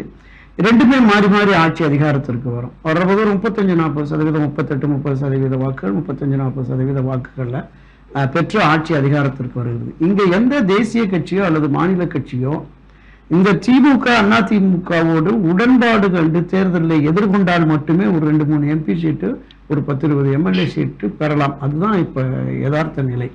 அப்ப இதை மாற்றி நாம ஒரு கூட்டணி ஆட்சியவாது அமைச்சிடணும் அப்படிங்கிற மாதிரியான ஒரு நோக்கம் பாரதிய ஜனதா கட்சிக்கு இருக்கிறது. அப்ப அவங்க இந்த திராவிட முன்னேற்ற கழகம், அண்ணா திராவிட முன்னேற்ற கழகத்தில இருக்கிற பிரச்சனைகளை நாம வந்து அதை பயன்படுத்தி இதை நம்ம வந்துடுவோம் அப்படிங்கிற மாதிரியான ஒரு போக்கும் கூட இருக்கு. அதனாலதான் திராவிட முன்னேற்ற கழகத்தின் சார்பாக கடந்த 4-5 ஆண்டுகளாக கடுமையான விமர்சனம். பாரதிய ஜனதா கட்சியோட உடன்பாடு, தேர்தல் உடன்பாடு கொண்டதனாலும் பாரதிய ஜனதா கட்சியினுடைய மத்திய ஆட்சி கட்சியினுடைய செயல்பாடுக்கு உடன்பட்டு போனதுனாலும் அவங்க வந்து அண்ணா திமுக மேலே ஒரு கடுமையான விமர்சனத்தை வைத்தாங்க. இந்த கடந்த 5 ஆண்டு கால விமர்சனம் கடந்த இந்த 6-7 மாதத்துல வந்து அது குறைஞ்சிருச்சு. பாரதிய ஜனதா கட்சிக்கு எதிரான விமர்சனம் என்பது குறைந்து விட்டது ஆட்சி கட்சியாக திராவிட முன்னேற்ற கழகம் வந்ததற்கு பிறகு. அப்ப அந்த 7 வருட காலத்துல வந்து கடுமையாக விமர்சித்த திமுக வந்து அது நம்ம கண்கூடா தெரியுது, இவங்க சேர மாட்டாங்க அப்படின்னு பொதுமக்களுக்கு கண்கூடா தெரியுது. இங்க வந்து ஒரு விதமான எதிர்ப்பும் பாஜகவுக்கு நிலவி வருவதை நம்மளால பார்க்க முடியுது.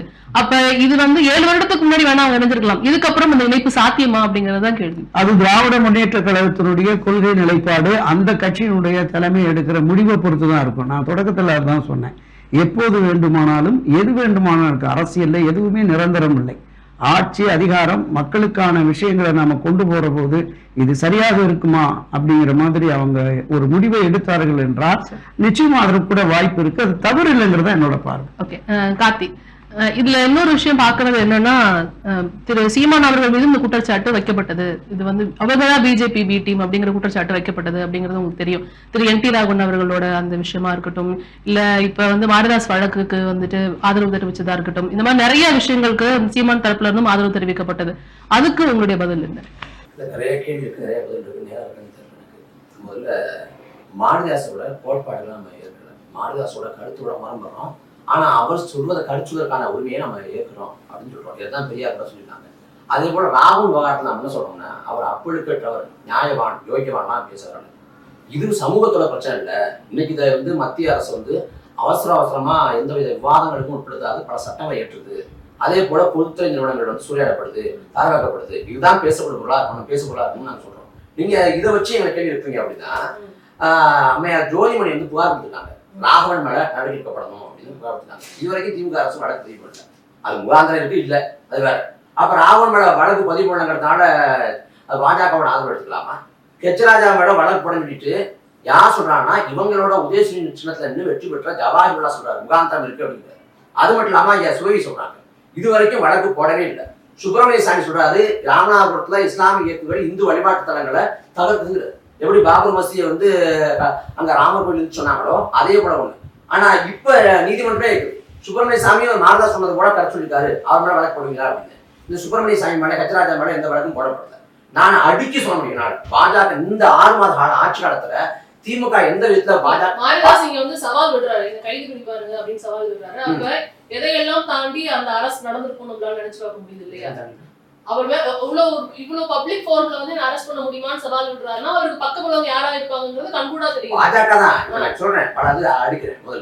முதல்ல சொல்றேன், அதையெல்லாம் தாண்டி தானே இந்த கைது நடந்திருக்கு, இந்த கைது நடவடிக்கை நடந்திருக்கு, அப்படிதானே அதை பார்க்கணும். இது கைது பண்ணுங்க, அதே சமயத்துல கேள்வி வைக்கிறோம்ல, சுப்பிரமணிய சாமி கைது பண்ணுங்க, கச்சராஜா கைது பண்ணுங்க, அது எப்படி பூணூல் போட்டவங்களை மட்டும் கைது பண்ண முடியல? இந்த கேள்வியை தான் கடந்த ஆட்சியில் திமுக சார்பாக கேட்டாங்க. இப்ப அதே கேள்வி நாங்க இருக்கோம். இப்ப நாங்க ஏன் சொல்றோம்னா 2014 மோடி அலைபீஸ்ல பேசினாங்க, பொதுக்குழு உள்ள காங்கிரஸோடும் பாஜகவோடும் கூட்டணி இல்லைன்னு ஐயா கருணாநிதி அறிவிச்சாங்க. ஆனா பொதுக்குழு முடிஞ்சு 2-3 நாட்கள்ல ஐயா கருணாநிதி கேட்டாங்க, இது போல பாஜக கூட்டணிக்கு வந்தா ஏத்துக்குவீங்களா அப்படின்னு கேட்டாங்க. கேட்கிறப்ப ஐயா கருணாநிதி சொன்னாரு, அது குறித்து ஆலோசிப்போம், வைக்க மட்டும் சொல்லல, அது குறித்து ஆலோசிப்போங்கிற வார்த்தையை பதிவுறாரு. டிசம்பர் 20, 2013 அன்னைக்கு, அதாவது கருணாநிதி சொல்றாரு, ஐயா கருணாநிதி அவர்கள் மோடி வந்து சிறப்பான நிர்வாகத்திறன் கொண்ட ஆட்சியை கொடுத்துருக்காரு 2013 டிசம்பர் 20 அன்னைக்கு சொல்லியிருக்காரு. இதை நான் பதிவு பண்றேன். அதே போல ராமர் கோயில் கட்டுறதுக்கு நான் உங்கள்கிட்ட வாதம் பண்ணி புரிய வைக்க முடியும்னு தோணல. நான் மக்கள் அதுக்கு கொண்டு போய் விட்டுறேன், மக்களே முடிவு பண்ணிக்கிட்டோம் அதை ஆதரிச்சாரா இருத்தாரான்னு. ஆனா அதே சமயத்துல ராமர் கோயில் கட்டுறதுக்கு செஞ்சு மஸ்தான் நிதி கொடுத்துருக்காரு, அதையும் பேச மாட்டாங்கன்னு நமக்கு தெரியல. அதே திமுக ஞாபகப்படுத்தி பேசுது. இப்ப தொடக்க சுற்றுலா அண்ணன் பேசுறப்ப சொன்னாங்க இஸ்லாமிய சிறைவாசிகள் அப்படின்னு இல்லை அப்படின்னு. அண்ணன் படிக்க நான் கேட்கிறேன், முதல்ல மத மோதல்கள் வகுப்பு மோதல் ஈடுபட்டவங்களை கைது பண்ண முடியாதுன்னு இருக்கு. மத மோதல் வகுப்பு மோதல்னு இதுல வந்து அண்ணன் கேட்கறாங்க, படுகொலைனாலே கைது பண்ண முடியாதானே, இதுக்கு ஆணவ படுகொலை தனி சட்டம்னு அண்ணன் கேட்கறாங்க. ஆனா அங்க இருக்கிறப்ப கைதுங்கிறப்ப இங்க விடுதலை பண்ணுறப்ப மதத்தையும் அளவாக்கணும். தமிழ்நாட்டுல எந்த அரசு இந்து மொழிக்காரன் உள்ள இருக்காங்க கோசமா இருக்கிறது எங்க உறவுக்காரன் இஸ்லாமிய உறவு, அவங்களை விடுதலை பண்ணுற அதிகாரம் உங்கள்கிட்ட தான் இருக்கு. அப்பாவி முஸ்லீம் சிறைவாசிகள் இதை பேசுறது நான் இல்ல, ஐயா ஸ்டாலின் அவர் பாராளுமன்ற தேர்தல் பரப்புரையில சட்டமன்ற தேர்தல் பரப்புரையில அப்பாவி முஸ்லீம் சிறைவாசிகள். அப்ப நினைச்சா விடுதலை பண்ண முடியும், அதிகாரம் கையிலுக்கு. எது தடுக்குது? அரசு சொல்லுது விடுதலை பண்ண கூடாதுன்னு, அதனால இவங்க பயப்படாம சொல்றேன். இன்னொன்னு மத சார்பினையும் பேசினாங்க. இப்ப வந்து இந்தியாவை இந்துக்கள் நாடுன்னு சொல்றாரு ஐயா ராகுல் காந்தி. எப்படி சொல்றாரு? மத சார்பற்ற நாடு, ஜனநாயக நாடுன்னு சொல்ல, இந்துக்கள் நாடுங்கிற இந்த கூற்ற திராவிட இயக்கம் ஏற்குதா இல்ல கண்டிதான் சொல்லணும். அதே போல இங்க மத சார்பினையும் இவங்க பேசுறாங்க. இவங்க கூட்டணி வச்சிருக்க காங்கிரஸ் மராத்திய மாநிலத்துல சிவசேனா கூட்டணி வச்சிருக்கு. சிவசேனா கட்சி மத சார்பி பேசுதா, மத நிர்ணயம் பேசுதா?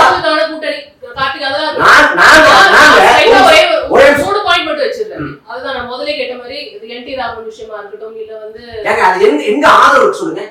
அவர்தான் சொல்லிருக்காரு இது மாதிரி விஷயங்கள் வந்துட்டு. நான் என்ன சொல்றேன், இது பிரச்சனை இல்ல, சமூகத்தின் பிரச்சனை இல்ல. ஒண்ணு பாதிக்கப்பட்ட பொண்ணு புகார் கொடுச்சா கொடுக்கல. அப்ப இந்த பேசி நீங்க வந்து முக்கியமான பாஜக எதிர்க்க வேண்டிய புள்ளிகள் முதன்மையான புள்ளி விட்டு பொதுத்துறை நிறுவனங்கள் தாராளம் அதை விட்டுட்டு அவசர அவசரமா சட்டம் ஏற்றலாம் அதை விட்டு ராவணன் பிடிச்சி ஒரு வாரம் தொங்குனாங்க. அதுக்கு பிறகு ராமன் நடவடிக்கை எடுக்க திமுக அரசு எங்குது தொடர்ந்து இது மாதிரி விஷயங்கள் தானே சொல்லிட்டு தாய்மதம் திரும்புறாங்க. தாய்மதம் நீங்க சொல்லணும், தாய்மதம் சொல்லணும். தாய் மதம்ங்கிற வார்த்தையை நான் சீமானவர்கள் பதிவு பண்ணாரு, எனக்கு நிரூபிச்சுங்க. நான் வந்து நாம் தமிழர் விஷயத்தை எடுக்கிறேன். நிரூபி அவர்தானே சொல்றாரு தாய் மதம் இல்ல, அவர் சொன்னாரா இல்லையா நீங்களே சொல்லுங்க. நான் சொல்றேங்க, நான் பதில் சொல்றேன். எங்க கருத்துக்களுக்கு அந்த பொறுப்பு, உங்க புரிதலுக்கு அந்த பொறுப்பு கிடையாது. நான் இன்னும் சொல்றேன், நான் விளக்கம் சொல்றேன். இஸ்லாம் ஐரோப்பிய அரேபிய மதம், கிறிஸ்துவம் ஐரோப்பிய சமயம், மாற்று கருத்துல இப்பயே அதான் சொல்றோம். அது வந்து தமிழ சமயங்கள் இல்லைங்கிறதுல மாற்று கருத்து இல்ல. அப்ப இல்ல நான் முடிச்சறேன். நீங்க அதேதான் வந்து வலியுறுத்துது, நாம் தமிழர் அதேதான் வலியுறுத்துது போது இப்ப யாரு நம்ம வந்து பார்க்க வேண்டியது இருக்கு இல்லையா? நான் சொல்லி முடிச்சறேன். ஐரோப்பிய சமயம் அரேபிய சமயம் சொல்றேன், அந்த சமயங்களை தமிழகம் பின்பற்றக்கூடாதுன்னோ இல்ல அதை பின்பற்றுவதால அவங்க தமிழர்கள் சொல்லல. நான் என்ன சொல்றேன், தவறா புரிந்து கொள்ளப்பட்டுச்சு, பொருள் கொள்ளப்பட்டுச்சுங்கிறோம். அதுக்கு பிறகு நான் சீமானவர்கள் தெளிவா விளக்கம் கொடுத்தாங்க. இஸ்லாமத்தை கிறித்துவத்தை நாங்க சொல்லல, அவங்க தவிர்க்கலாம். இப்ப என்னன்னா இஸ்லாம் மதத்தை கிறித்துவ மதத்தை விரும்பி ஏற்றோம், ஆனா இந்து மதத்தை விரும்பி ஏற்கல.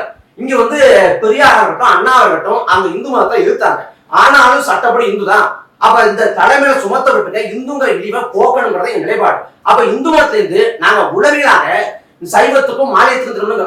அண்ணல் அம்பேத்கர் வந்து பௌத்தத்துக்கு திரும்பினாங்க. இன்னைக்கு அண்ணன் திருமாவும் நிறுத்தாங்க. இந்து மதத்தையும் பௌத்தத்துக்கு போனாலும் சட்டப்படி அவங்க இந்து தான், ஆனாலும் தார்மீக ரீதியா மாறணும். அப்ப அந்த விதத்துல நாங்க இந்து மதத்துக்கும் சைவத்துக்கும் மாயத்துக்கும் போகிறோம். இதே கருத்தை சட்டமன்றத்துல அண்ணன் சிந்தனை செல்வம் பயன்பட பேசியிருக்காரு. அண்ணன் கூட பேசலாம் சார். அதாவது இங்க பார்க்க வேண்டிய இன்னொரு விஷயம் என்னன்னா, சார் சொன்ன மாதிரி கோயில்கள்ல வந்துட்டு பிரதமர் மோடி பேசுறது வந்துட்டு நேரடி பண்ணப்படுது. ஆனா இது வந்துட்டு திமுக சார்பில் இருந்து எந்த ஒரு எதிர்ப்பும் தெரிவிக்கப்படல. அப்படிங்கிற பட்சம் இது மாதிரி விஷயங்கள் தானே நம்மள வந்து பிஜேபி நோக்கி இவங்க போறாங்களா அப்படின்னு யோசிக்க வைக்குது அப்படின்னு கேக்குறாங்க. அது வந்து ஒட்டுமொத்தமாக எல்லா கோயில்களிலும் ஒளிபரப்பப்படாது. 26 கோயில் மொத்தமே பல்லாயிரம் கோயில் இருக்கு. எங்க ஊர்ல ஆயிரக்கணக்கான கோயில் என் ஊர்ல இருக்கு. என் ஊர்ல ஒண்ணு நடந்துதான்னு எனக்கும் தெரியாதுன்னு அப்படின்னா என்ன அர்த்தம்? இது இன்னும் வெளியில யாருக்கும் அதிகமா தெரியாத செய்திகள். சும்மா சொல்லணும்னா நீங்க பேசிட்டே இருக்க, நானும் பேசிட்டே இருக்கேன்.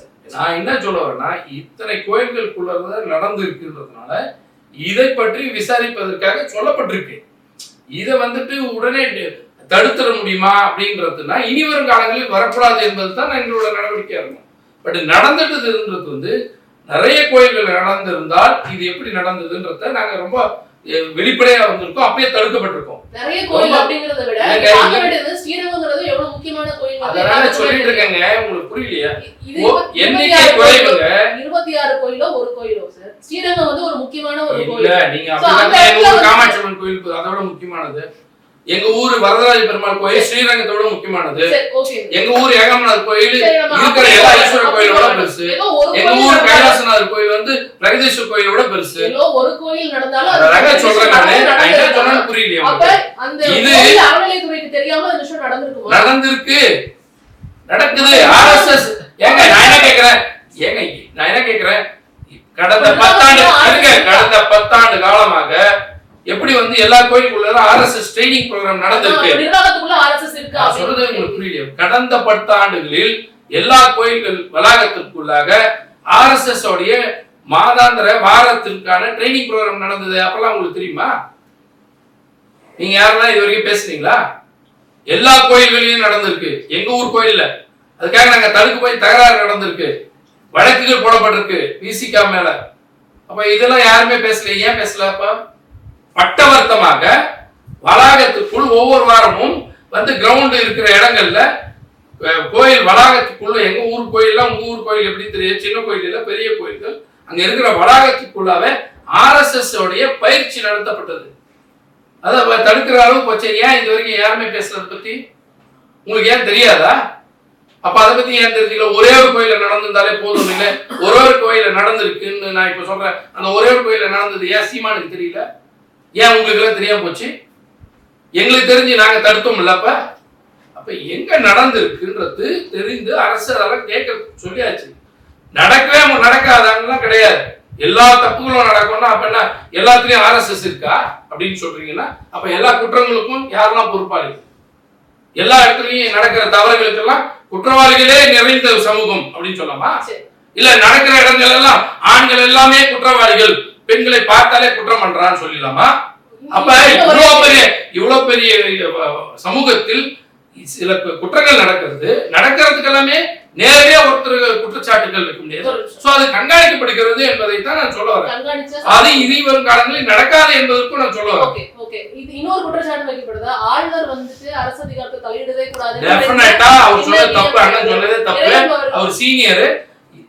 தி கவர்மெண்ட் ஹேஸ் டு கிவ். அது என்னன்னா இவ்வளவு காலமா இருக்கு, அதாவது சென்டிங் டாக்குமெண்ட்ஸ் டு தி இது வரைக்கும் அப்படின்னா அவருக்கு என்ன இங்க வேலை?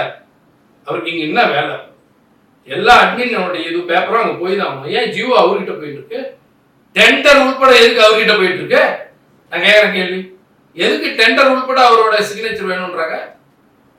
இந்த நேம் ஆஃப் கவர்னர் ஏன் வெளியிடுறாங்க? இது வரைக்கும் யாரா கேட்டோமா? நம்ம ஒரு டெண்டர் பார்த்துருக்கீங்களா? யாருன்னா ஒரு டெண்டரோட நோட்டீஸை பார்த்துருக்கீங்களா? பேப்பர்லாம் பார்த்தல இந்த நேம் ஆஃப் தி கவர்னர் ஏன் போடுறீங்க? அப்புறம் எதுக்கு அவர்கிட்ட போகாமையா? அரசியலமைப்பு சட்டம் அதான் சொல்லுது. அவர் நிர்வாகத்தில் தலையிடுவதற்குத்தான் அவருக்கு இடம் இல்லைங்க. அவருக்கு எல்லா பேப்பர்ஸும் கொடுக்கணுன்றதுக்கு இடம் இருக்கு. எல்லா பேப்பரும் கொடுத்து அங்கதானே வாங்கணுன்றோம். இந்த நடைமுறை என்பது அரசு கவர்னருக்கு கொடுக்க வேண்டிய டாக்குமெண்ட்ஸ் என்பது நடைமுறையில் உள்ளதுதான். நிறைவு கருத்துக்கு போயிடலாம். திரு பாலாஜி, இந்த விஷயத்தை பொறுத்த வரைக்கும் உங்களுடைய பார்வையை சுருக்கமா பதிவு பண்ணுங்க, நிறைவு கருத்தை பதிவு பண்ணுங்க, நேரம் இல்லை காரணமாக. சுருக்கமா சொன்னாலும் விரிவாக்கம் இந்த 2 அரசியல் கட்சிகள் மக்களை குற்றம் சொல்லிக்கிட்டாங்க இல்லையா? இந்த மாதிரியான குற்றச்சாட்டுனால்தான் ஒரு கட்சி வளர்ந்துட்டு அந்த கட்சியோட கூட்டணி வைக்க மாட்டேன்னு இன்னைக்கு சொல்லக்கூடியவங்க நாளைக்கு வைப்பாங்க. இன்னைக்கு கூட்டணி வைக்கணும், வெளியே கூட போவாங்க. இதுல எந்த இதுவுமே கிடையாது. சீமானே கூட நாளைக்கு மனசு மாதிரி கூட கூட்டணி நிற்பாரு. ஏன்னா அவரோட நேரமா அப்படிதான் இருக்கு. அதனால இதெல்லாம் சீமானுடைய கருத்தை ஒரு பெரிய விவாதம் அதுவே பெரிய தப்பு தான். அது ஒரு பெரிய இது கிடையாது. அவர் சொன்ன கருத்து சாதாரண ஒரு குழந்தை சொல்லக்கூடிய கருத்து தான் அது. அது ரொம்ப முக்கியத்துவம். அதுவே பெரிய விஷயம். சரி, சீமானுக்கு ஒரு விளம்பரம் தான் இது. சரி, ஓகே, நான் நிறைவு கருத்தை எடுத்துக்கிறேன். அதாவது பாஜக திமுக கூட்டணி அப்படிங்கிறது இங்க ஒரு மிகப்பெரிய எதிர்பாராத ஒரு விஷயம் அப்படிதான் பொதுமக்களால பார்க்கப்படுற ஒரு விஷயம். இது நடக்கும் அப்படின்னு சீமான் அவர்கள் சொல்லியிருக்காரு. இது சம்பந்தம் உங்களுடைய கருத்து? அதுதான் கடந்த பல பத்தாண்டுகளாக, இந்த 10 ஆண்டுகளாகவே வச்சுக்கலாம். இன்னொன்று, திராவிட முன்னேற்ற கழகம் மிக கடுமையாக மரியாதைக்குரிய திரு ஸ்டாலின் அவர்கள் திராவிட முன்னேற்ற கழகத்தினுடைய தலைமை பொறுப்பு ஏற்ற அந்த நாள் முதல்ல மிக கடுமையாக பாரதிய ஜனதா கட்சிக்கு எதிரான விமர்சனங்களை, அரசியல் ரீதியான விமர்சனங்களை முன்வைக்கிறாங்க. அதோடு தொடர்பு வைத்திருக்கிற அதிமுக உள்ளிட்ட கட்சிகளையும் கூட கடுமையாக விமர்சித்து வந்திருக்கிறாங்க. அப்போ இதனால கட்சியில் திராவிட முன்னேற்ற கழகத்தில் இருக்கிற நிர்வாகிகள் மத்தியிலும் சரி, ஆதரவாளர்கள் மத்தியிலும் சரி, நிச்சயம் பாஜகவுக்கு எதிரான நிலைப்பாட்டோடு தான் திராவிட முன்னேற்ற கழகம் தன்னுடைய அரசியல் பயணத்தை தொடரும். இனிமேல் தேர்தல் காலத்தில் கூட கூட்டணிக்கான வாய்ப்பே இல்லை என்கிற ஒரு நிலைப்பாடு ஏற்பட்டிருக்கிறது. ஆனால் நான் சொன்னது என்னன்னா, இதுதான் ஆட்சி கட்சியாக இருக்கிறது. இந்த 5 ஆண்டு இல்லை, வருகிற இன்னும் 5 ஆண்டு, 10 ஆண்டுகள் திட்டத்தை போட்டு தான் திரு ஸ்டாலின் அவர்கள் ஆட்சி பொறுப்பேற்றிருக்காங்க. ஆக 10 ஆண்டுகள் இந்த மாநிலத்தை முன்னிலைப்படுத்த வேண்டும், இந்த மக்களுக்கான வசதி வாய்ப்புகள் பெற வேண்டும் என்கிற பொழுது அடுத்த முறையும் பாரதிய ஜனதா கட்சியை மத்தியில் ஆட்சி அமைக்கக்கூடிய சூழல் வறுமை என்றால் அதோடு உடன்பாடு கொள்வதிலே தவறில்லை என்கிற நிலைப்பாட்டை திராவிட முன்னேற்ற கழகம் எடுப்பதற்கு கூட வாய்ப்பு இருப்பதாக நான் கருதுகிறேன். தமிழ்நாட்டுல 26 கோயில் ஆதிசிவனை வழிபட்டுதான் சொல்லப்படுற 26 கோயில்ல பாஜக காரங்க ஆர்எஸ்காரங்க உள்ளுழைஞ்சு மோடியோட அந்த மத வழிபாட்டு நிகழ்வை திரையிட்டு ஒளிவு பண்ணாங்க. இது குறித்து ஐயா வீரமணி கூட அறிக்கை கொடுத்துருக்காங்க. ஆனா அப்படி உள்நுழைஞ்சவங்க மேல எந்த கைது நடவடிக்கையும் எடுக்கப்படுதா, வழக்கு போடப்படுதா. இன்னும் சொல்ல போனா அண்ணாமலை சொல்றாரு அறநிலையத்தோட ஒப்புதலோட தான் நடக்குது. திமுக தரப்படுறது யாரும் வரைக்கும் மறுக்கணும். அது மட்டும் இல்லாம 3 நாளைக்கு முன்னாடி காசி வைத்தியநாதர் கோயில் அந்த ஆலய திறப்பு விழாவையும் ஒளிவு பண்ண போறோம் கோயிலுக்குள்ள அப்படின்னு சொல்லிட்டு வெளிப்படையாக செய்தியாளர் சந்திப்பு நிறுத்திட்டு செய்தியாளர் செய்தியை சொல்லிட்டு அவங்க செய்யறாங்க. இதுவரைக்கும் அறநிலையத்துறை அந்த பாஜக மேல எந்த வழக்கம் போடப்பட்டதா இந்த நடவடிக்கை செய்யல. அப்ப அறநிலையத்துறை யார் கட்டுப்பாட்டுல இருக்கான்னு சொன்னது போல யார் கட்டுப்பாட்டுல இருக்கு? அரசோட கட்டுப்பாட்டுல இருக்கா இல்ல RSS கட்டுப்பாட்டுல இருக்கான்னு கேள்வி எழுப்புறேன். ஆளுநரை பத்தி அண்ணா சொன்னாரு, ஆட்டுக்கு தாடி இருக்கு, நாட்டுக்கு ஆளுநர் இருக்கிற முழக்கத்தை முன்வைச்சாரு. ஆளுநரை பத்தி தேவையில்லாததுன்றதான் அவங்க வாதம் கடந்த காலத்துல. இப்ப அண்மையில ஐயா பொன்முடி அவர்கள் பேசுறப்ப சொல்றாங்க, தமிழ்நாட்டுல இருமொழி கொள்கை தான் இருக்கு, அந்த கொள்கைக்கு ஆளுநர் ஆதரவு தரணுங்கிற வார்த்தை வச்சார். ஆளுநர் ஆதரவு தருவதற்கு என்ன இருக்கு? ஆளுநர் தான் அதிகாரமே இல்லையே. அப்ப இருமொழி கொள்கைக்கு ஆளுநர் ஆதரவு தரணும்னா இதுவே தவறானது. அதே போல கடந்த ஆட்சி காலத்துல சென்னை பல்கலைக்கழகத்தோட துணைவேந்தர் தேர்தல் குழு தலைவராக ஜெகதீஷ்குமார் ஆளுநரின் பரிந்துரை பேரில் நியமிக்கப்பட்ட போது இதே திமுக கண்டித்தது, எதிர்த்தது. இன்னைக்கு அதே போல ஆளுநரின் பரிந்துரை பேர்ல பாலகுருசாமி மதுரை பல்கலைக்கழகத்தோட துணைவேந்தர் தேர்தல் குழு தலைவராக நியமிக்கப்படுறாரு. இவங்க 2 பேருமே அரசுக்காரங்க. அதிமுக ஆட்சி காலத்துல அரசு நியமிக்கப்பட்டப்ப எதிர்த்தாங்க, திமுக ஆட்சி காலத்தில் நியமிக்கப்படுறப்ப நீங்க எதிர்க்கல. இப்ப என்னன்னா, ஆளுநர் நேராக முதலமைச்சர் கேட்கறதுக்கான அதிகாரம் இருக்கு. ஆனா ஒரு நேரடியா அதிகாரிகள்கிட்ட கேட்பாருன்னா வெறும் கேட்டு விட மாட்டார், அடுத்ததாக உத்தரவு போடுவார், வாய்மொழி உத்தரவு போடுவார். இது அதிகார தலையிடுங்கிறோம். அப்ப இந்த இடத்துல திமுக சமரசம் பண்ணுங்கிறோம். அதே போல புதிய கல்விக் கொள்கையை நாங்க ஏற்க மாட்டோம், நாங்க தமிழ்நாட்டுக்கான தனி கல்விக் கொள்கையை உருவாக்குங்கிற வாக்குறுதியை ஐயா ஸ்டாலின் கொடுத்தாங்க. ஆனா இன்னைக்கு என்ன சொல்றாங்கன்னா, அந்த மாற்று கல்விக் கொள்கையை தமிழ்நாட்டுல உருவாக்காம புதிய கல்விக் கொள்கை இருக்கக்கூடிய நல்லது எடுத்துக்கோங்கிறாங்க. அது நல்லதுன்னு எந்த குழு, எந்த நிபுணர்கள் சொன்னாங்க, யார் பரிந்துரை கொடுத்தாங்க கேள்வி வைக்கிறேன். இல்லம் தேடி கேள்வி முழுக்க RSS திட்டங்கிறத வீரமணியே பதிவு பண்றாங்க. அப்ப முழுவதுமாக திராவிடம் ஆரியத்துக்கு சமரசம் வச்சுக்கணும். இப்ப எங்களோட நிலைப்பாடு ஒன்னே ஒன்றுதான். பங்காளி சோழர் ஒரு 10-15 ஆண்டு சொன்னாரு, அதாவது திராவிடமும் இந்துத்துவம் வேற வேறன்னு புரிஞ்சுக்கப்படுது. ஆனா தவறு, இந்துத்துவத்தின் ஒரு வகைதான் திராவிடம். அது உண்மைதான். ஆரியும் திராவிடம் ஒன்றோடு ஒன்று உறவு கொள்ளும், ஒன்றோடு ஒட்டி உறவாடும். ஆரியத்திட்ட திராவிடம் சமரசம். தமிழியம் தான் ஆரியத்தை எதிர்க்கும். நாங்க சொல்றோம் எங்கள் எதிரி ஆரியம், துரோகி திராவிடம். ஆரியத்தை வீழ்த்துவோம், திராவிடத்தை அமல்படுத்துவோம். இங்க திராவிடமும் தமிழ் தேசியமும் அடிச்சுக்கிறதுனால மேல யாரோதானே இங்க வந்து நாங்க ஆரியம் தான் எதிரி. ஆரியத்தை வீழ்த்துவோம், திராவிடத்தை அமல்படுத்துவோம். சரி, ஓகே. நிறைவு கருத்து எடுத்துக்கங்க சார். உங்க நிறைவு கருத்தை பதிவு பண்ணுங்க. இல்ல, அவர் சொன்னதுல ஒரு 2-3 விஷயம் கிளாரிஃபை பண்ணி தான் சொல்லணும்ன்றது சொன்னா, அதாவது தெல்ல தெளிவாக இருமொழி கொள்கை அவர் வந்து ஒரு மேடை நாகரிகத்தோடு சொல்ல வர்றத கூட, அதாவது நீங்க உட்காந்து வெறும் கரண்டியில வெறும் கையை வச்சுக்கிட்டு இன்னமா வச்சுட்டு இருப்பீங்க. நாங்கெல்லாம் 60 ஆண்டு காலத்தை அரசியல்ல வந்து உட்காந்துக்கிட்டு எல்லா எதிர்ப்பையும் ஏற்றத்தாழ்வுகளை பார்த்துக்கிட்டு மக்களுக்காக நின்றுட்டு இருக்கோம். வெறும் கையில பேசும்போது என்ன பேசிட்டு இருக்கலாம்.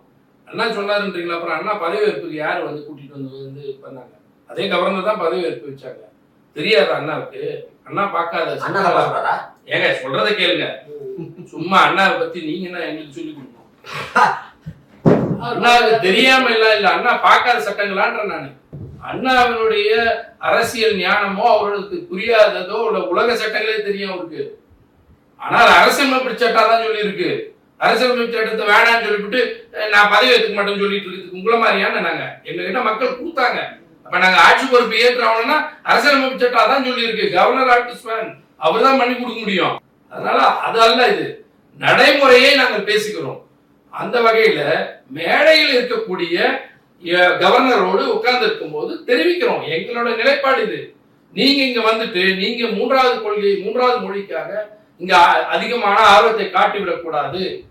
அவர் வெளியில நிக்கிறாருன்னா நாங்க வெளியில இருந்து வேற மாதிரி சொல்லலாம். மேடையில இருக்கிறோம்னா மேடையில இருக்கிறதுக்கு ஏத்த மாதிரிதான் சொல்ல வேண்டி வரும். அந்த வகையில இது வந்து அவரு நீங்க புரிந்து கொள்ளுங்கள், இது இந்த மாதிரி மண்ணு அப்படின்றத ஒரு நாகரிகத்தின் வெளிப்பாட்டோட வெளிப்படுத்துற தன்மை. புதிய கல்விக் கொள்கை சார்ந்த விஷயத்தில் திமுக என்றைக்கும் சமரசம் செய்து கொள்ளவில்லை. எங்கேயும் யாரும் அறிவிப்புலாம் கொடுக்கல. இல்லம் தேடி கல்விக்கு ஆசிரியர் ஐயா அதை எதிர்ப்பு தெரிவித்தார். உடனடியாக முதல்வர் அதுக்கு உரிய விளக்கங்களை கொடுத்திருக்கிறார்.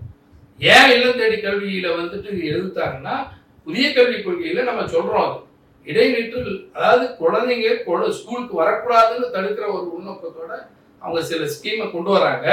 அதே காரணத்துக்கு இது ஆயிடக்கூடாதுன்னு சொல்றாங்க. நாம என்ன சொல்றோம்னா, கற்றல் இடைவெளி இருக்கு. அங்க ஸ்கூலுக்கு வந்து 594 நாட்கள் ஸ்கூல் பக்கமே போகல. குழந்தைங்க திரும்பியும் ஒரு நார்மல்ஸ்க்கு வரல. அப்படியே ஸ்கூல்ன்ற பள்ளிக்கு போனாலும் அந்த பள்ளியில் வழக்கமான பாடங்கள் எடுப்பதிலையும் அல்லது அழுத்தங்கள் வராமல் இருப்பதற்காக மாலை நேரத்தில் கொஞ்ச நேரம் யார் அவங்க வாலண்டியர்ஸ் வாட்ச் பண்றோம். எல்லாத்தையும் நாங்கள் கண்காணித்து தான் அவர்களை அமர்த்திருக்கிறோம். அதில் எந்த தவறும் நிகழ்ந்து விடாது என்று பதிலும் கொடுத்திருக்கிறார். அதை நடைமுறையில் பார்த்து கொண்டு இருக்கிறோம் ஒவ்வொரு இடத்துலையும். அதனால அந்த விதத்தில் நீங்க என்ன நினைக்கிறீங்களோ அதை எந்த வகையிலும் நாங்கள் காம்ப்ரமைஸ் ஆகலைன்றத உறுதியாக உங்களுக்கு தெரிவித்துக் கொள்கிறோம். நீங்க சந்தோஷமா இருக்கலாம். முடிந்தால் கல்விக் கொள்கைக்கு எங்கள் மாநில கல்விக் கொள்கைக்கு தேவையான கருத்துக்களை நீங்கள் தாங்கள் அதையும் நாங்கள் பரிசீலிக்கிறோம். நன்றி. ஒரு நல்ல தளத்துல சந்திக்கலாம்.